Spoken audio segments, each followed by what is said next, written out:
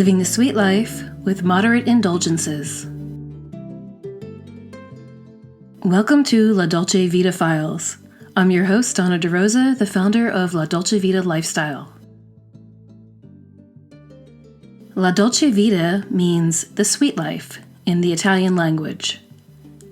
I chose this phrase because the Mediterranean way of living is full of pleasure in measured doses.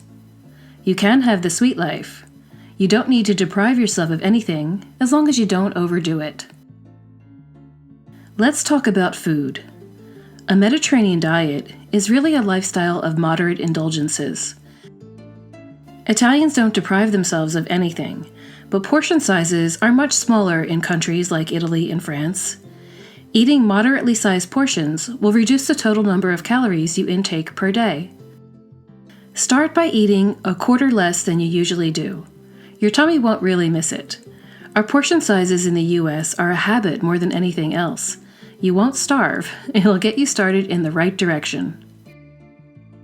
People in Italy also don't make a habit of snacking between meals. Their meals are full of vegetables and whole foods, nothing processed or prepackaged, so they stay satisfied longer as a result. Food is prepared with as few ingredients as necessary. They like to taste the real food, not disguise it with heavy sauces and condiments. When they want dessert, they usually reach for some fruit, or a cookie or two, or some cheese. Coffee is a small espresso instead of a venti mocha latte.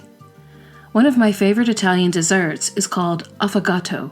It is a small serving of vanilla gelato with espresso poured over the top and some crushed amaretto cookies as topping. It's simple, delicious, and small.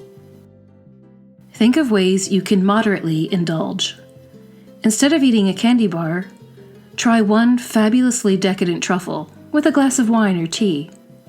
If the truffle is scrumptious enough, you won't miss eating an entire Snickers bar. Have an espresso with a twist of lemon instead of a sugary, milky coffee. Drink it slowly, savor it. In the evening, have a glass of mineral water with a lemon or lime slice. Sometimes when we think we are hungry, we are actually thirsty or bored. Start a new relationship with food. Revel in the beauty of food and drink. Don't disguise it. Love it for what it truly is. Experience its purity. A salad with a squeeze of lemon juice and a drizzle of extra virgin olive oil is heaven.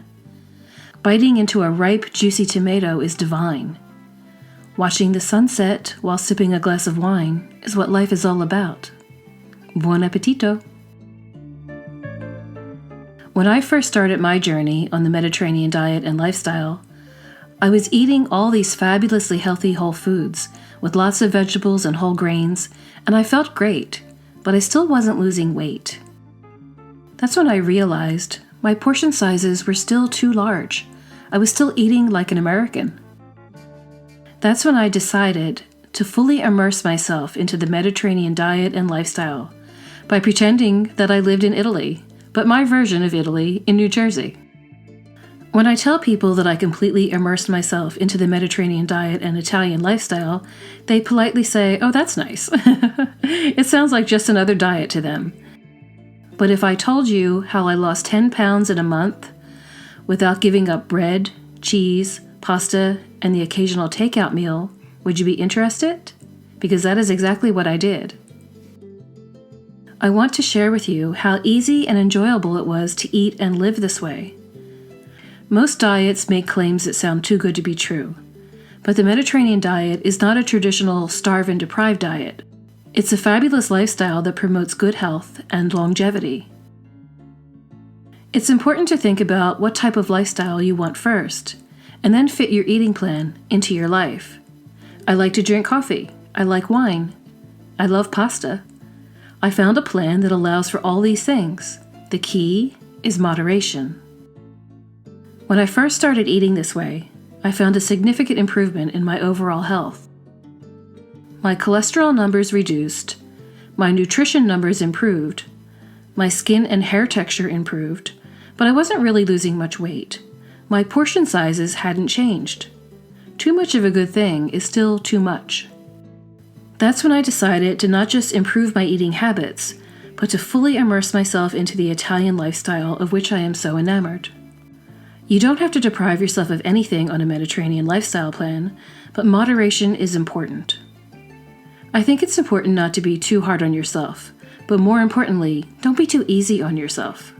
If you are always allowing indulgences, they start to add up and your progress will be slower. My idea of moderation was not moderate enough.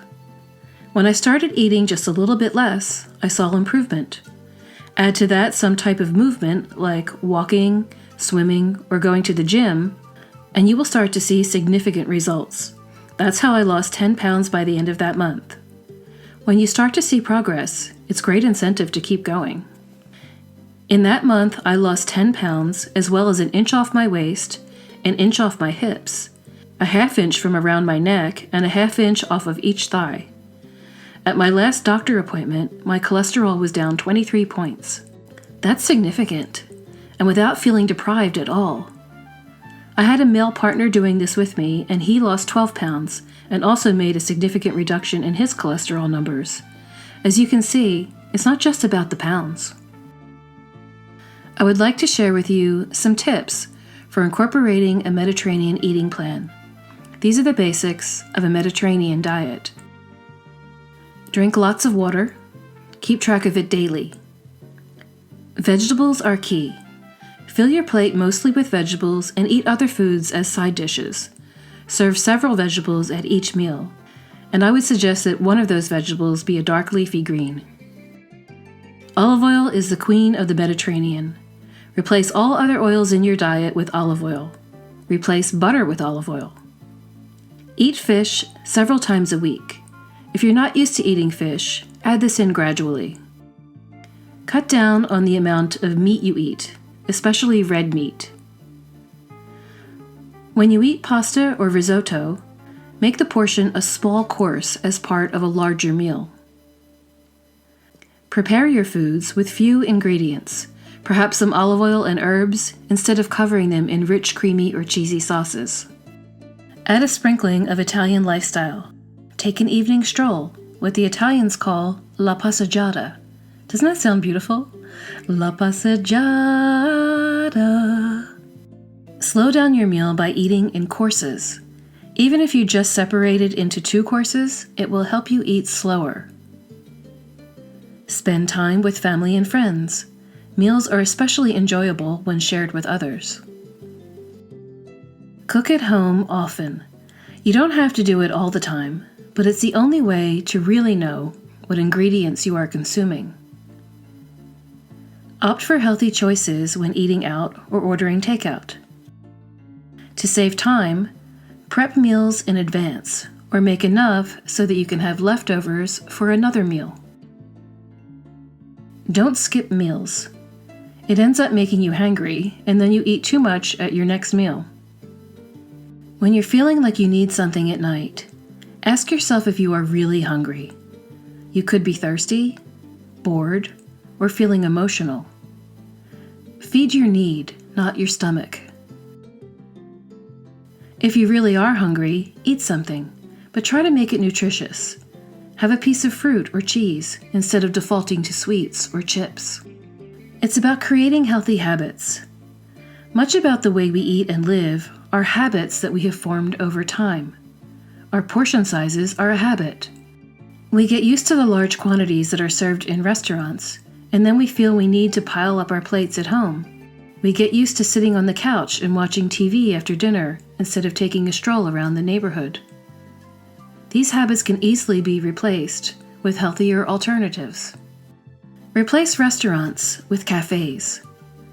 We like the social aspect and the atmosphere of being out and about in a bustling restaurant. But restaurants serve huge portions, and you don't know all of the ingredients. You'd be surprised at how many calories, sodium, and sugars are in a restaurant meal. If you want the experience, go to a cafe and get a coffee or tea. You still get the social experience of being out and about, without all of the unknown ingredients. Stop comparing yourself to others. This was a big one for me. When you are dieting with a male partner, they will always lose weight faster. That can be frustrating, but it's just biology. They don't have to deal with the hormones that women have, and their body mass naturally burns off more calories. It takes them more calories in a day to operate their bodies than it does for us. Work at your own pace. Read nutrition labels on food. Look for hidden sugars, sodium, or unpronounceable ingredients. Try to do away with processed foods, like packaged cereals, microwavable meals, supermarket breads, flavored rice packets, frozen vegetables in butter sauces, etc. Buy bread at the bakery. It will have far fewer ingredients. These convenience foods are what is making this country fat. Embrace cooking. Somehow the food industry has convinced us that cooking is hard and that it takes too much time. Cooking is actually easy, and you can have a nutritious dinner on the table in less than 45 minutes. Make the time. Part of this lifestyle is to slow down. Set aside dinner time as an important part of your day. Some of my best memories from my childhood were built around the kitchen table, sharing meals with my family. Don't miss out on that. Be sure to get enough sleep. We burn calories when we sleep. This is also the time that your body takes to heal itself and fight off sickness and disease. Sleep is important. Don't eat too close to when you are going to bed. You don't want your body to be using that time to digest food instead of healing. Think of this lifestyle as gaining health instead of losing weight. Weight loss is a byproduct of this happy, healthy lifestyle. I think you'll find that you enjoy eating and living this way if you give it a try. Remember, moderate indulgences. You can live the sweet life, just do it in moderation. As you know, I'd like to end each podcast episode by giving you some homework. I call them La Dolce Vita practices. The more you practice, the better you will get at living the sweet life.